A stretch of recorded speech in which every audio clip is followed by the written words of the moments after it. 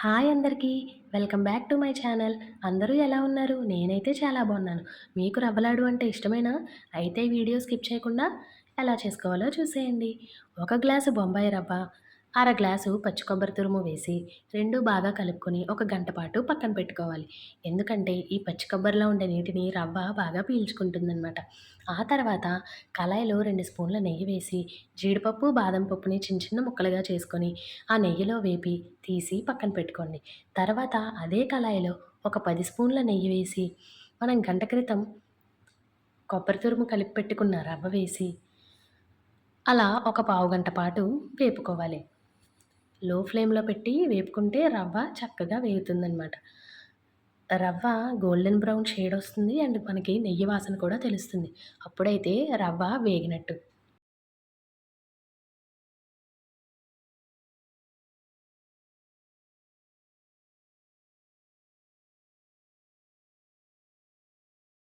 ఇలా రవ్వ వేగుతున్నప్పుడే మనం ఆల్రెడీ వేపి పెట్టుకున్న జీడిపప్పులు ఇందులో వేసి కలుపుకోవాలి.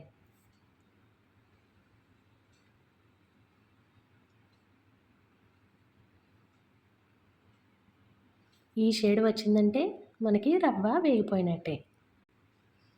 సో, ఇదంతా తీసి పక్కన పెట్టేసుకోండి.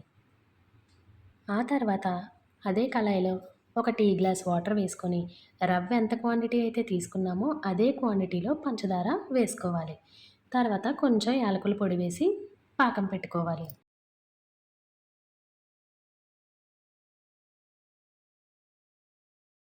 ఇది సన్నని తీగ పాకం వస్తే సరిపోతుందనమాట. సో, ఒకసారి పాకం చూసుకొని మనం వేపి పెట్టుకున్న రవ్వంతా ఇందులో వేసి మొత్తం బాగా కలిసేటట్టు కలుపుకోవాలి.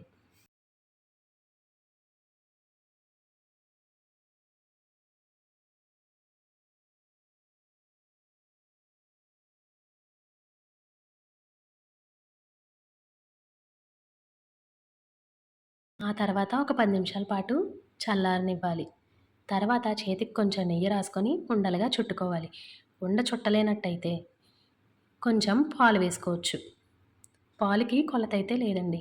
మీకు ఉండ చుట్టకపోతే ఇంకొంచెం ఎక్స్‌ట్రా వేసుకున్నా పర్వాలేదనమాట. ఇప్పుడైతే మనకి ఉండ బాగా చుడుతుంది. అండ్ నోరూరించే రవ్వ లాడులు రెడీ. సో, మీరు కూడా ట్రై చేసేయండి. Thank you for watching.